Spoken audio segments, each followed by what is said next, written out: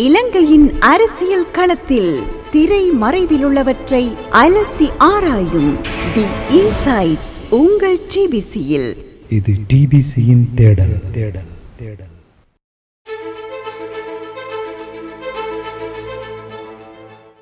DPC நேயர்களுக்கு வணக்கம். இலங்கையின் சமகால அரசியல் நிலவரங்களை ஆய்வு ரீதியாக நோக்கும் தி இன்சைட்ஸ் நிகழ்ச்சியின் மற்றொரு பாகத்தில் நாம் சந்திக்கின்றோம். இன்றைய நிகழ்ச்சியிலும் பல்வேறு விடயங்கள் தொடர்பாக அரசியல் ஆய்வாளர்களின் கண்ணோட்டத்தை நாம் பார்க்க போகின்றோம். அந்த வகையில் ஸ்ரீலங்கா பொதுஜன பெரமுனவின் ஒரு சாரார் தமது கட்சியின் சார்பில் வேட்பாளர் ஒருவரை நிறுத்த தீர்மானித்தது ஏன்? அதேவேளை ஸ்ரீலங்கா பொதுஜன பெரமுனவின் பெரும்பான்மையானவர்கள் ஜனாதிபதி ரணில் விக்ரமசிங்கவிற்கு ஆதரவளிக்க தீர்மானித்தது ஏன்? சஜித்தின் பங்காளிகளுக்கு ஏற்பட்டுள்ள குழப்பம் என பல்வேறு விடயங்கள் தொடர்பாக நாம் ஆராயப் போகின்றோம்.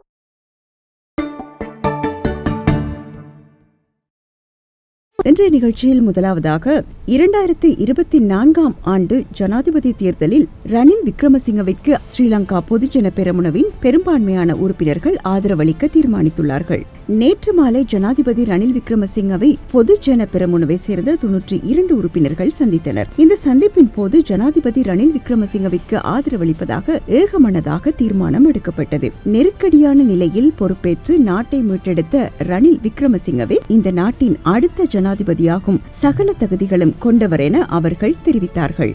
அதே நேரம் கொழும்பு விஜயராம மாவட்டத்தில் உள்ள மஹிந்த ராஜபக்ஷவின் உத்தியோகபூர்வ இல்லத்தில் திங்கட்கிழமை மாலை இடம்பெற்ற நிறைவேற்றுக்குழு கூட்டத்தில் பொதுஜன பெரமுனவின் ஸ்தாபகர் பசில் ராஜபக்ச உட்பட அந்த கட்சியின் 70 உறுப்பினர்கள் கலந்து கொண்டார்கள். இதில் 16 பாராளுமன்ற உறுப்பினர்கள் மட்டுமே பங்கேற்றிருந்தார்கள். இவர்களில் கட்சியின் சிரேஷ்ட உறுப்பினர்களான பிரசன்ன ரணதுங்க, மஹிந்தானந்த அலுத்கமகே உள்ளிட்ட 11 பேர் ஜனாதிபதி ரணில் விக்ரமசிங்கவிற்கு ஆதரவளிக்க வேண்டும் என்று கருத்துக்களை வெளிப்படுத்தினார்கள். எனினும் கட்சியின் சிரேஷ்ட உறுப்பினர்கள் உட்பட பெரும்பாலானவர்கள் ரணிலை ஆதரிக்கும் நிலைப்பாடு தவறானதாக அமையும், அதனை ஏற்றுக்கொள்ள முடியாது, இந்த தீர்மானத்தினால் கட்சி பிளவடையும் என்று வலியுறுத்தினார்கள். ரணில் விக்ரமசிங்கவை ஜனாதிபதி வேட்பாளராக களமிறக்க வேண்டும் என்று ஒரு தரப்பினரும் கட்சியின் உறுப்பினர் ஒருவரையே ஜனாதிபதி வேட்பாளராக களமிறக்க வேண்டும் என்று பிரிதொரு தரப்பினரும் தமது நிலைப்பாட்டை தொடர்ந்தும் வெளிப்படுத்தினார்கள். இதனால் இரு தரப்பினர் இடையே வாத பிரதிவாதங்கள்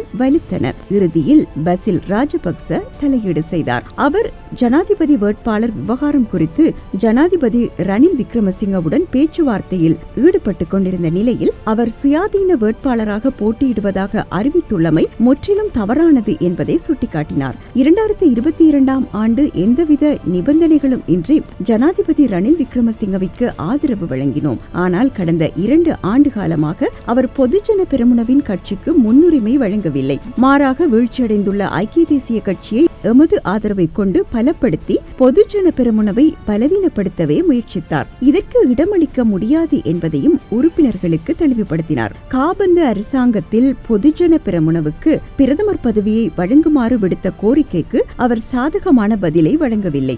அத்துடன் பொருளாதார முயற்சிக்காக அவர் எடுக்கும் தீர்மானங்களுக்கு தொடர்ந்து ஒத்துழைப்பு வழங்க முடியாது. அவரது கொள்கைக்கு தொடர்ந்து ஒத்துழைப்பு வழங்கினால் கட்சி முழுமையாக இல்லாதொழியும் என்றும் பிரசன்ன ரணதுங்க குறிப்பிட்டார். பொதுஜன பெரமுனவின் உறுப்பினரை ஜனாதிபதி வேட்பாளராக களமிறக்க வேண்டும் என்று கட்சியின் பெரும்பாலான உறுப்பினர்கள் யோசனை முன்வைத்தார்கள். ஆகவே பெரும்பான்மையானவர்களின் நிலைப்பாட்டுக்கு அமையவே தீர்மானம் எடுக்கப்படும் என்றும் தெரிவித்தனர். இதன்போது குறுக்கீடு செய்த பிரசன்ன ரணதுங்க ஜனாதிபதி ரணில் விக்ரமசிங்கவை தவிர்த்து தகுதியுள்ள வேட்பாளர் ஒருவர் கிடையாது. ஆகவே நாட்டு மக்களின் நிலைப்பாடு பற்றி கவனம் செலுத்துங்கள் என்று குறிப்பிட்டார். ஜனாதிபதி ரணில் விக்ரமசிங்கவை தவிர்த்து பிரிதொரு வேட்பாளரை களம் இறக்கினால் நிச்சயம் தோல்வியடைவோம். பொதுஜன பெரமுனவின் வேட்பாளருக்கு தமிழ் மற்றும் முஸ்லிம் மக்கள் வாக்களிக்க மாட்டார்கள். 2019 ஆண்டு நிலவரமே தோற்றம் பெறும் என்று தமது கடும் எதிர்ப்பை வெளிப்படுத்தினார். இறுதியில் பசில் ராஜபக்ஷ ஜனாதிபதி ரணில் விக்ரமசிங்க பொதுஜன பெரமுனவின் உறுப்புரிமையை பெற்றுக்கொண்டால் அவரை ஜனாதிபதி வேட்பாளராக களமிறக்கலாம், அவருக்கு ஆதரவு வழங்கலாம் என்று அறிவுறுத்தினார். இவற்றில் தர்க்கங்கள் வலுத்த நிலையில் கூட்டத்தில் கலந்து கொண்ட 79 பேரை மையப்படுத்தி வாக்கெடுப்பை நடத்துமாறு மஹிந்த ராஜபக்ஷ தெரிவித்தார். அதன்படி கட்சியின் உறுப்பினரை ஜனாதிபதி வேட்பாளராக களமிறக்க வேண்டும் என்ற விடயம் குறித்து முதலில் வாக்கெடுப்பு நடத்தப்பட்ட போது அவர்களில் 11 பேர் மாத்திரமே தீர்மானத்திற்கு எதிர்ப்பு தெரிவித்துள்ளார்கள். இதே நேரம் பொதுஜன பெரமுன வேட்பாளர் ஒருவரை நிறுத்துவதற்கு தீர்மானித்தமைக்கான காரணமாக கூறப்படுவது ரணில் விக்ரமசிங்கவின் சேவை காலத்தில் 52 நாட்கள் மாத்திரமே எஞ்சியுள்ளன. இதன் பின்னர் பாராளுமன்றம் கலைக்கப்படும். அவ்வாறான நிலையில் தற்போது மொட்டுவை விட்டு சென்றவர்கள் மீண்டும் பாராளுமன்றம் செல்வதற்கு ஒரு கட்சி தேவையாக உள்ளது. தற்போது கட்சியை விட்டு செல்வதற்கு யாராவது முனைந்தால் அவர்களுக்கு ஐக்கிய தேசிய கட்சியில் ஆசனம் வழங்கப்படுவது உறுதியற்ற நிலையாகவே காணப்படுகின்றது. ஆகவே பொதுஜன பெரமுனவில் அதிகமானவர்கள் கட்சியின் தீர்மானத்திற்கு கட்டுப்படுவார்கள் என்ற பசில் ராஜபக்ஷவின் வியூகத்தை மையப்படுத்தியே காய்கள் நகர்த்தப்பட்டுள்ளன. அதே நேரம் ஜனாதிபதி தேர்தலில் வேட்பாளரை நிறுத்துவதன் ஊடாக பொதுஜன பெரமுன மீண்டும் ஆட்சியை தக்க வைத்துக் கொள்ளும் என்ற விடயத்தை உறுதியாக கூற முடியாது விட்டாலும் கூட எதிர்க்கட்சித் தலைவர் பதவியை நாமல் ராஜபக்ஷ பெற்றுக்கொள்வதற்கான நகர்வாகவே ஜனாதிபதி வேட்பாளர் நிறுத்தத்தினை பார்க்க வேண்டும் என்று பொதுஜன பெரமுனவின் உள்ளக தகவல்கள் தெரிவிக்கின்றன. இலங்கையின் அரசியல் களத்தில் திரை மறைவிலுள்ளவற்றை அலசி ஆராயும் தி இன்சைட்ஸ் உங்கள் டிபிசியில். இது டிபிசியின் தேடல் தேடல் தேடல். இலங்கையின் சமகால அரசியல் நிகழ்வுகளை ஆய்வு ரீதியாக பார்க்கும் தி இன்சைட்ஸ் நிகழ்ச்சியின் மற்றும் ஒரு பாகத்தில் நாம் இணைந்திருக்கின்றோம். அடுத்ததாக தமிழ் வேட்பாளர் ஒருவரை ஜனாதிபதி தேர்தலில் களம் இறக்குவதற்கு கட்சிகள் மற்றும் சிவில் அமைப்புகளின் பிரதிநிதிகளிடையே உடன்பாடு எட்டப்பட்டுள்ள போதும் எந்த கட்சியை எந்த சின்னத்தை பயன்படுத்துவது என்பதில் இழுபறியான நிலைமைகள் தோன்ற உள்ளதாக உள்ளக தகவல்கள் தெரிவிக்கின்றன. தமிழ் பொது வேட்பாளரை களமிறக்குவதற்கு தமிழ் தேசிய பொது கட்டமைப்பில் 7 அரசியல் கட்சிகள் இணைந்திருக்கின்ற நிலையில் அவற்றில் EPRLF, டெலோ, பிளாட், தமிழ் மக்கள் கூட்டணி ஆகிய 4 கட்சிகள் தான் தேர்தல்கள் ஆணைக்குழுவினால் அங்கீகரிக்கப்பட்டவையாக உள்ளன. அந்த வகையில் இந்த 4 தரப்பில் EPRLF, டெலோ, பிளாட் ஆகிய விடுதலை இயக்கங்களின் சின்னம் அடுத்ததாக தமிழ் பொது வேட்பாளர் ஒருவரை ஜனாதிபதி தேர்தலில் களமிறக்குவதற்கு கட்சிகள் மற்றும் சிவில் அமைப்புகளின் பிரதிநிதிகளிடையே உடன்பாடு எட்டப்பட்டுள்ள போதிலும் எந்த கட்சியை எந்த சின்னத்தை பயன்படுத்துவது என்பதில் இழுபறியான நிலைமைகள் தோன்ற உள்ளதாக உள்ளக தகவல்கள் தெரிவிக்கின்றன. தமிழ் பொது வேட்பாளரை களமிறக்குவதற்கு தமிழ் தேசிய பொது கட்டமைப்பில் 7 அரசியல் கட்சிகள் இணைந்திருக்கின்ற நிலையில் அவற்றில் EPRLF, டெலோ, பிளாட், தமிழ் மக்கள் கூட்டணி ஆகிய 4 கட்சிகள் தான் தேர்தல்கள் ஆணைக்குழுவினால் அங்கீகரிக்கப்பட்டவையாக உள்ளன. அந்த வகையில் இந்த 4 தரப்பில் EPRLF, டெலோ, பிளாட் ஆகிய விடுதலை இயக்கங்களின் சின்னம், கட்சி ஆகியவற்றை பயன்படுத்துவதற்கு சிவில் அமைப்பினரில் முக்கியமானவர்கள் சிலருக்கு அந்த இயக்கங்களின் கடந்த காலத்தை மையப்படுத்தி நிகழ்வுகளின் காரணமாக தனிப்பட்ட விருப்பமின்மை காணப்படுகின்றது. அதே நேரம் விக்னேஸ்வரன் தலைமையிலான தமிழ் மக்கள் கூட்டணியை பயன்படுத்துவதற்கு EPRLF, டெலோ, பிளாட் ஆகிய தரப்பினருக்கு முழுமையான உடன்பாடும் கிடையாது. இதன் காரணமாக தமிழ் பொது வேட்பாளர் நிறுத்தப்படும் கட்சி மற்றும் சின்னம் சம்பந்தமாக உடன்பாடுகள் எட்டுவதில் இழுபறியான நிலைமைகள் உருவெடுக்கும் சூழல் ஏற்பட்டுள்ளது. இதே நேரம் ஜனநாயக தமிழ் தேசிய கூட்டணி பதிவு செய்யப்பட்ட கட்சியாக இருக்கின்ற போதிலும் அடுத்து பாராளுமன்ற தேர்தலுக்கு முகம் கொடுக்க வேண்டியிருப்பதால் அந்த கட்சியும் அதன் சின்னமான குத்துவிளக்கையும் ஜனாதிபதி தேர்தலில் பயன்படுத்துவதற்காக வழங்குவதற்கு அதன் பங்காளிகளில் பெரும்பான்மையானவர்களுக்கு விருப்பம் இல்லை. இவ்வாறான நிலையில் பொது வேட்பாளர் நிறுத்தப்படுகின்ற போது அதற்காக தனது கட்சியையும் சின்னத்தையும் வழங்குவதற்கு தயார் என்று ஏற்கனவே CV விக்னேஸ்வரன் மட்டுமே பகிரங்கமாக அறிவித்துள்ளார். அந்த காரணத்தினால் ஏனைய தரப்புகளை இணங்க செய்து விக்னேஸ்வரனின் தமிழ் மக்கள் கூட்டணியையும் அதன் சின்னமாக மானையும் பயன்படுத்துவதற்கு சிவில் தரப்பினரால் தீவிரமான முயற்சிகள் எடுக்கப்படலாம் என்று தெரிவிக்கப்படுகிறது. ஆனால் விக்னேஸ்வரனோ முதலாவது வாக்கை தமிழ் பொது வேட்பாளருக்கும் 2வது வாக்கினை தென்னிலங்கை தலைவருக்கும் வழங்குமாறு கோரும் நிலைப்பாட்டையும் தொடர்ந்தும் கொண்டிருப்பதால் தமிழ் பொது வேட்பாளர் கருத்திட்டம் நெருக்கடிகளை சந்திக்கும் ஆபத்துக்குள்ளாகி உள்ளது. ஆகவே குறித்த விடயம் சம்பந்தமாக விக்னேஸ்வரனுடன் பேச்சுக்களை நடத்தி இணக்கப்பாடு எட்டப்பட்டதன் பின்னரே அவரது கட்சி இறுதி முடிவு செய்யும் என்ற நிலைப்பாட்டுக்கு சிவில் தரப்பினர் வந்துள்ளார்கள். எனினும் இன்னமும் விக்னேஸ்வரனுடன் அது பற்றி பேசுவதற்கு சிவில் தரப்பினருக்கு தயக்கமுள்ளதாகவும் கூறப்படுகிறது. இலங்கையின் அரசியல் களத்தில் திரை மறைவிலுள்ளவற்றை அலசி ஆராயும் தி இன்சைட்ஸ் உங்கள் டிபிசியில். இது டிபிசியின் தேடல் தேடல் தேடல்.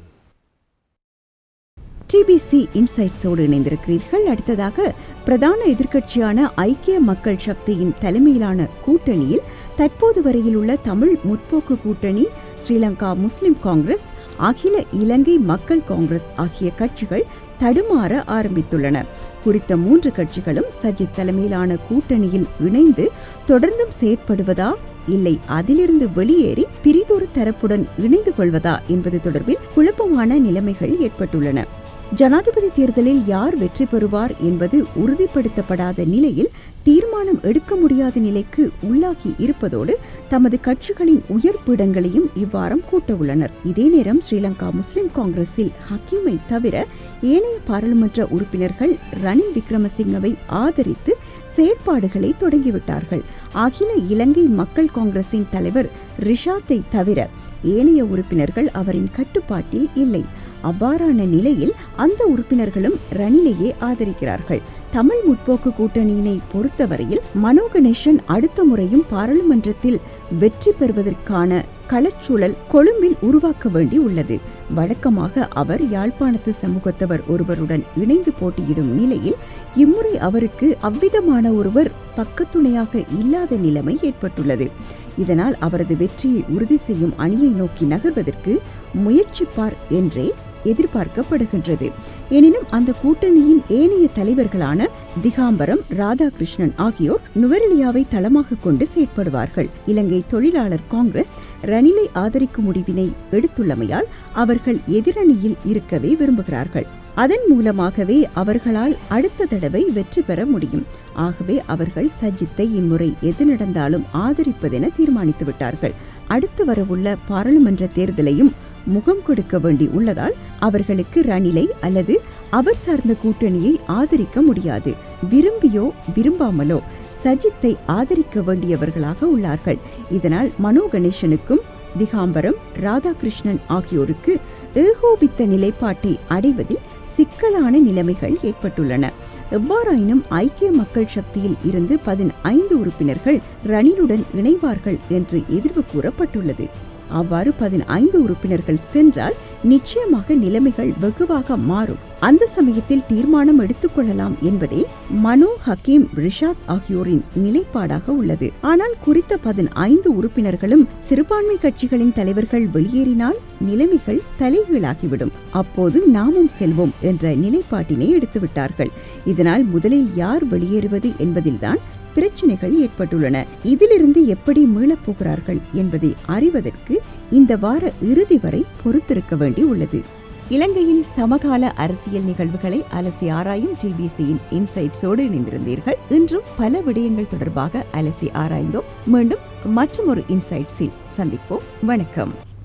இலங்கையின் அரசியல் களத்தில் திரை மறைவிலுள்ளவற்றை அலசி ஆராயும் தி இன்சைட்ஸ் உங்கள் டிபிசியில். இது டிபிசியின் தேடல் தேடல் தேடல்.